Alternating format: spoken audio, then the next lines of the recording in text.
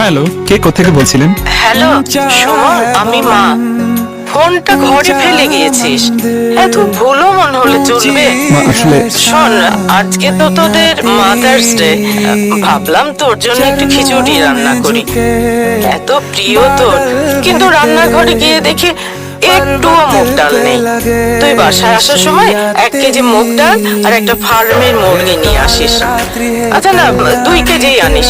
আর থাকলো লেবু আনিস। আর আমার হাঁটুর ব্যথাটাও এত বেড়েছে, কিন্তু ওষুধটাও। মা, ওষুধটা তোমার সেকেন্ড ড্রয়ারে আছে, তুমি বোধহয় ভুলে গেছো। আর বাইরে খেয়ে আসিস না, তাড়াতাড়ি বাসায় ফিরিস। আচ্ছা, তুই কাজ কর, রাখি রে। আসবো মা। के बराबर कोई नहीं, माँ के बराबर कोई